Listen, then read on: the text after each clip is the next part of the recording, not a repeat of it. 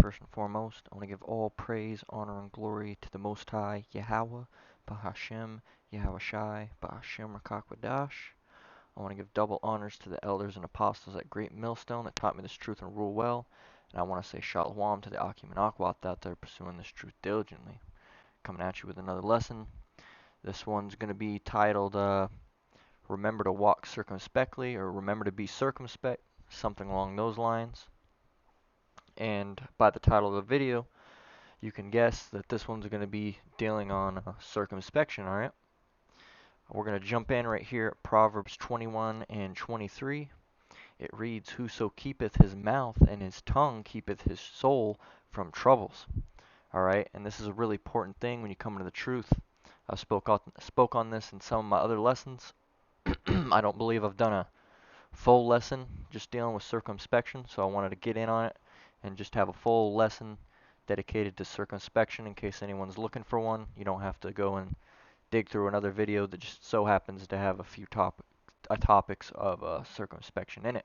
Alright? And so when you come into this truth, circumspection is a really important thing that you got to take into account. Okay? Because you see a lot of these people out in this world. You see countless videos of people running their mouths and doing ignorant things that could have been avoided by just being circumspect. Now also Yahweh Shem Yahweh Shai is basically governing that person to do those things because they have judgment coming for them, but it's important to keep it's basically important to hold your tongue, circumspection, all right, and the way you hold yourself and the way you do things, because you're going to see some examples when we get in these scriptures, all right. So we'll read this one more time. Whoso keepeth his mouth and his tongue keepeth his soul from troubles, and that's very simple right there. As you can see, if you just keep your mouth shut, you can keep yourself from troubles. All right. Moving on here. This is Proverbs 13 and 3. He that keepeth his mouth keepeth his life, but he that openeth wide his lips shall have destruction. So you think that it's just all by actions that these bad things can come about you, but your mouth is one of the biggest things that can cause your destruction. All right, I've seen videos of people getting shot up just because they ran their mouth in an otherwise situation. Slovakia and other what's the word I'm looking for? Otherwise, yeah, I guess that's just gonna be the best I can get. Otherwise, in that situation, had they kept their mouth shut, nothing probably would have went down with them. But because they were running their mouth and acting like they're some big bad macho guy or that they're savage or a beast or all these things that these people like calling themselves, they end up getting judged right there on the spot, getting shot or stabbed or any number of things that can happen if you're not watching your mouth. All right.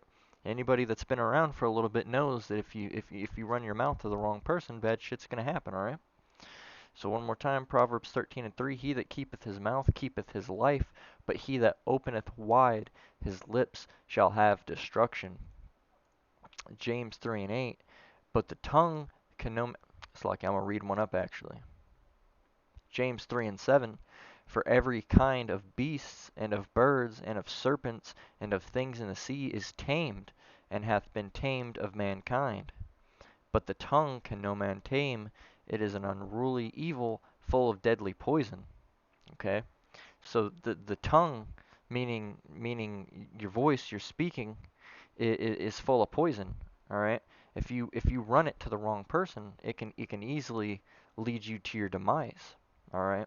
And this isn't just talking about your tongue too. Now the scriptures will talk about tongues, but this is other certain actions. All right?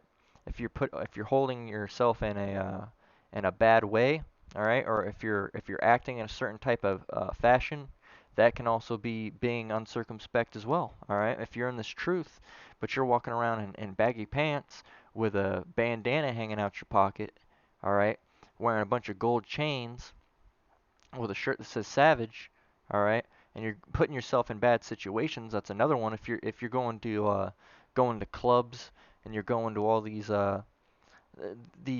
non-reputable places, all right, places you really shouldn't be in the first place, strip clubs, concerts, and other things like that, and you're dressed like that, you're basically marking yourself for a confrontation, all right? Because you're standing out and you're being flashy. And if you were dressed in a different manner, if you were just wearing a plain t-shirt and some blue jeans or something like that and hanging out, not that you should be in these places, but I'm saying when people go to these places, first of all, they always got to make sure to dress up. It's to stand out. And that's anywhere you go, whether if you're going to some off place like that or if you're just going to the store. All right, if you dress more plain and normal, you're not going to draw as much attention to yourself. All right, and that's something you got to take into account. And being circumspect isn't just always watching your mouth. It's about the way that you hold yourself. Let's go ahead and grab the definition of circumspect.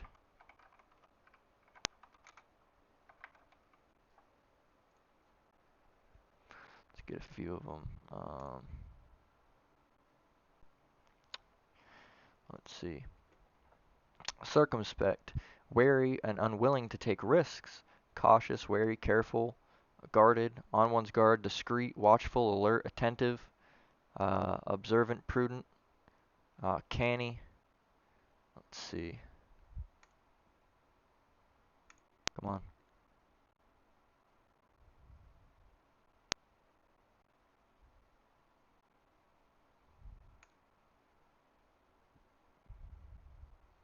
Let's see. All right, here we go. I'll just read this one right here. Uh, select you. Mean prudently watchful and discreet in the face of danger or risk. Cautious, circumspect, wary. We'll just get some of these implies the exercise of forethought, usually prompted by fear or danger. A cautious driver. Circumspect suggests less fear and stresses the surveying of all possible consequences before acting or deciding. Circumspect in his business dealings, wary emphasizes suspiciousness and alertness and watching for danger and cunning and escaping it. Keeps a wary eye on the competition. Uh, Chari or Kari implies a cautious reluctance to give, act, or speak freely. All right, and these are all good examples of circumspection. All right, it deals with being watchful in the face of danger, or because we're constantly in the face of danger living here in Babylon the Great. All right, so that's something you got to take into mind. Cautious, being cautious, forethought usually prompted by fear or danger, because again, this is a dangerous place. All right, and fear because of a fear of Yahweh Shem Yahushai. All right, he can take you out at any moment. Okay, and then as you see, circumspect, surveying all possible consequences before acting, wary, suspiciousness and alertness and watching for danger, and cunning and escaping it, and uh, carry or cherry, chari, never even really heard this been used much. Uh, Cautious reluctance to give, act, or speak freely. All right, as you can see, of signing papers without having read them first. So you gotta. These are all great definitions because these are things that you gotta. Uh, these are the ways you gotta act. All right, when you're in this truth. All right, and how you should be acting all times. Most importantly, if you're in this truth, this is you have to be circumspect. All right, because you never know what type of danger is lurking around that corner. You could just end up face to face with the wrong type of person if you say the wrong thing, or if you're wearing the wrong thing, or if you hold yourself in a manner and the wrong way. All right, that could just be the end of you right then and there. All right, but if you keep your tongue about you and you're not dressed all flashy, all right, then more times than not, you can get yourself out of certain situations like that. Now, if you're put into a situation like that in the first place, that is an act of Yahweh Shem Yahushai, all right? But based on how you go about that situation, Yahweh Shem Yahushai could deem you necessary to keep on going another day, or he could take you out right then and there, all right? This is James 3 and 8. Slakia. It's Ecclesiasticus 28 and 12. If thou blow the spark, it shall burn. If thou spit upon it, it shall be quenched. And both of these come out of thy mouth. All right. So if you If you blow the spark, you see it in those like those wilderness videos, the survival videos. When you're trying to start a fire, you get one of those we call them like a I don't know if I think it might be a magnesium rod. Most likely a spark starter. I think they're most likely usually they're made out of magnesium, and you drag it with a knife and you try to get a spark, and you get a bushel of sticks, twigs, some like dry bush essentially, and you put them all in a pile, and then you get that piece of magnesium and you start scraping it with that knife, and it'll cast sparks. All right, and if you got that spark and you start blowing on that spark is gonna start making a big fire. All right, but if you take that same spark and instead of blowing on it, you spit on it, you ain't gonna have any fire at all. All right, okay, because it's going to be wet and the spark's going to be rid of, and it'll probably be hard to light in the first place. But if you blow that thing, you best know that that fire is going to get started, all right? And this is what this is speaking of. If thou blow the spark, it shall burn. If thou spit upon it, it shall be quenched. And both of these come out of thy mouth.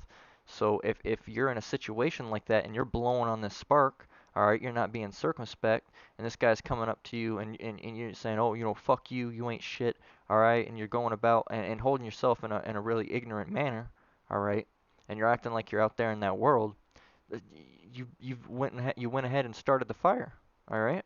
And now that fire is full gone and raging, all right. When if you would have just spit on the fire and been circumspect and went about in a circumspect manner, however you feel in that time being, all right, then it shall be quenched, and none of those problems are going to befall you.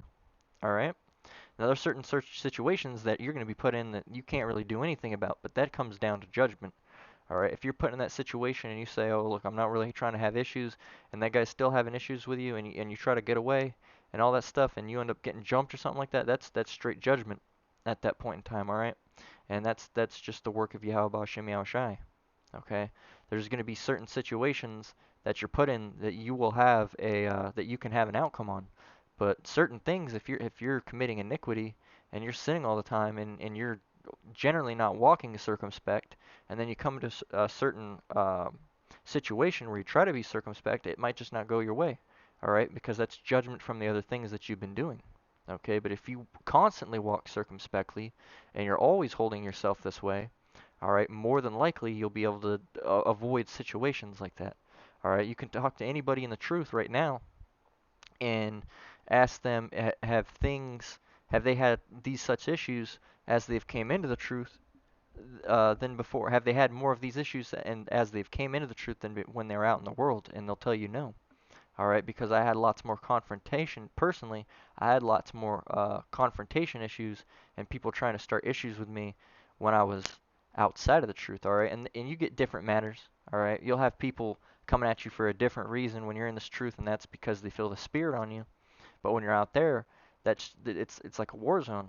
All right, if you're out there, if you were out there in the hood messing around, okay, or an unreputable place, if you're in the wrong neighborhood at the wrong time, not necessarily even the hood, if you're in the wrong place at the wrong time, all right, or especially big cities, if you live in a big city, okay, and when you're out in that world, you're gonna have a lot more issues. But if you come into this truth, a lot of the time when we're out and we're walking about in stores, people almost pay us no mind. Now you'll get looks and stares sometimes, all right, and looks of disgust, but that just comes back to the spirit, all right, because that's their demons inside of those people that are trying to start uh, that it's basically it's vexing them essentially. It's burning them up. Okay, having someone that's in the truth walk by them. Okay, is what I was trying to get at. But 99% of the time, they don't ever try to come up and start any issues. All right, they just kind of stare, and then they move on with their business. But out in the world, all right, you'd have people come up to you and try to start something. All right, that's not a huge occurrence in this truth. Now, if you're out there on the highways and byways, you're gonna have people come up and start issues with you. But again, that's because of the truth. That's because of the spirit. All right, and as you see, there's not a whole lot of fights on site at camp. Okay, with GMS at least. All right, I know some of these other camps, they'll there's been brawls and stuff go down, and I'm sure there's been guns and stuff involved at some point or another. But in GMS, you see the brothers out there just teaching, and if someone comes up and has an issue with them, sometimes it gets real heated where you think something's gonna pop off, but never pops off. All right, and that's because of the spirit, and that's Yahweh Shem Shai protecting them. Okay, but had there been worldly people on the corner doing just doing whatever, not teaching the truth, of course, and another group of people, and they came up and had an argument, that would most likely end up leading to blows being thrown, all right, or guns being shown, all right, or something going down, police being called. But when you see the brothers out on the street teaching the truth, that's not a situation you really ever see is fights, all right. So keep that in your mind and think about that. And this is let's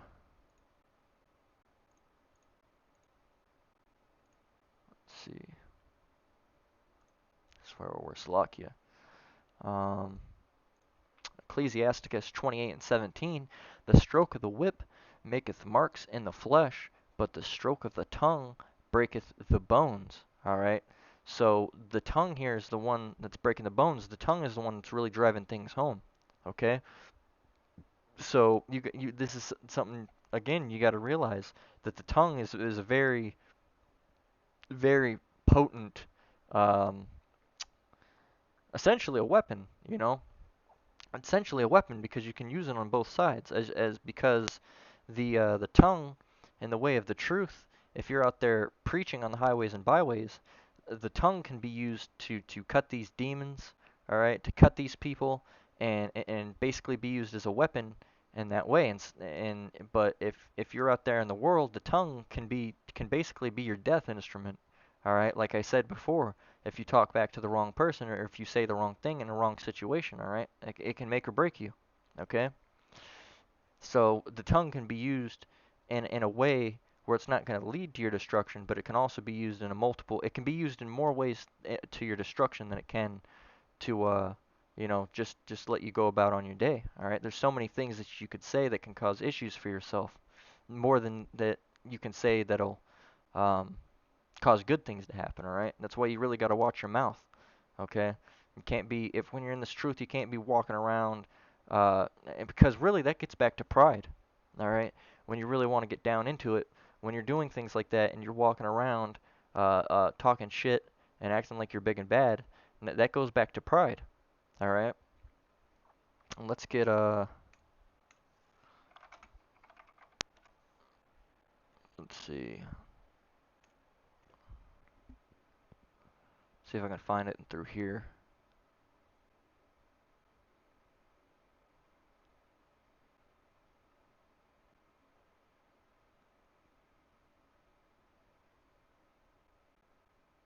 Here it is. This is Proverbs 16:18. Pride goeth before destruction, and a haughty spirit before a fall. All right. So, like it says, pride goeth before destruction, and that's basically what this is. It's basically what this is going back to when you're going to circumspection. Because if you're out there not being circumspect and you're running your mouth and you're acting all big and bad, that really just goes back to pride. All right. Because if you're being all proud, that isn't being circumspect at all. Pride goes against everything of every single definition of circumspection. Let's get it.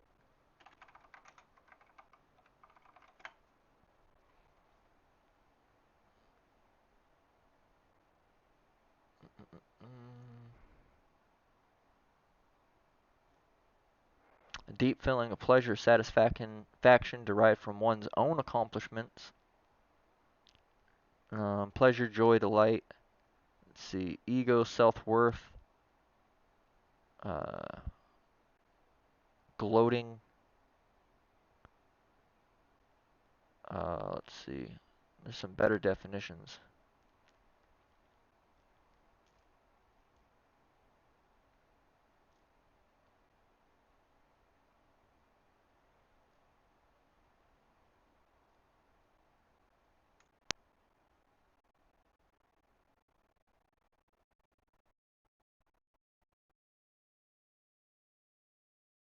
proud or disdainful behavior. All right, and when you're looking when you see these proud people, all right, what I'm getting down to is when you see these proud people, all right, you don't see them holding themselves in a way as a circumspect person is holding themselves, all right?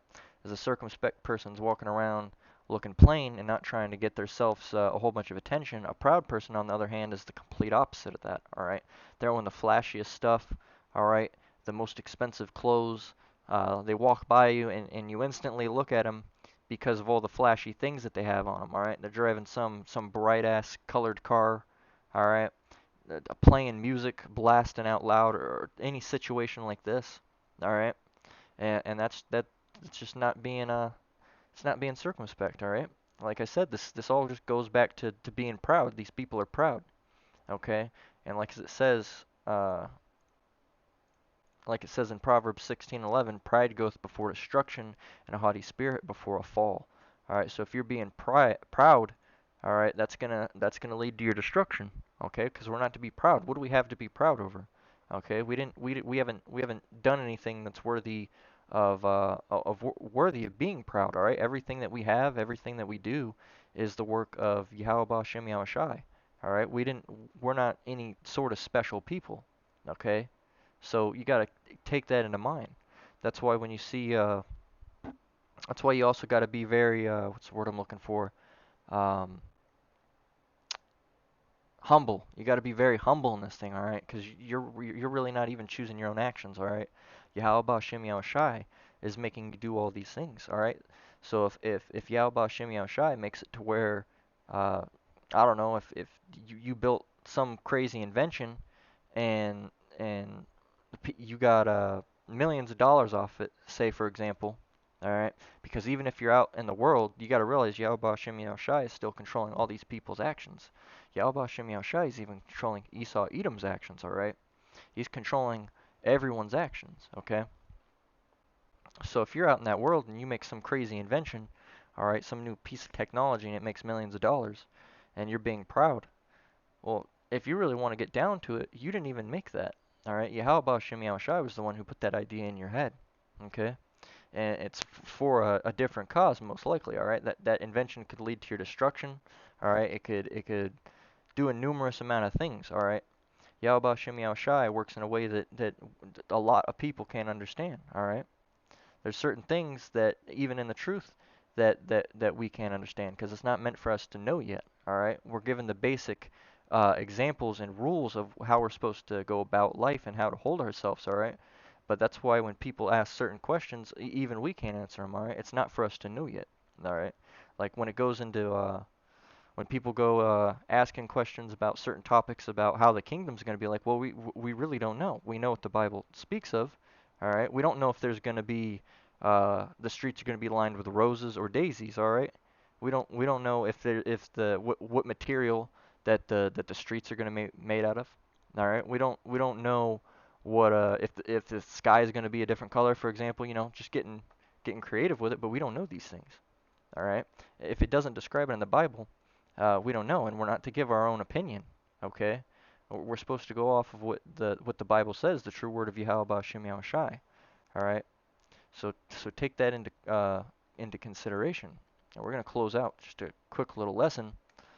Okay, this is Ephesians 5:15. It reads, "See then that ye walk circumspectly, not as fools, but as wise." And that's another thing it really gets down to is if you're being circumspect, you're being wise. All right, you don't want to be out there looking like a fool or acting as a fool. All right. Going on to the next verse, we'll just read it all in one. See then that ye walk circumspectly, not as fools but as wise, redeeming the time, because the days are evil. All right, because the days are evil, and this goes back to if you're out there not being circumspect, the days are evil out here. All right, that could lead to your destruction. Just lock you one moment.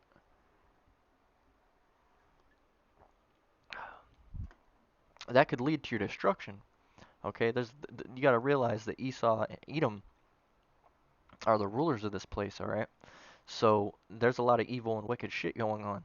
So you got to hold yourself in a circumspect manner so that maybe these people can pass over you, if it's the will of Yahweh Ba'ashem Yahweh Shai. All right.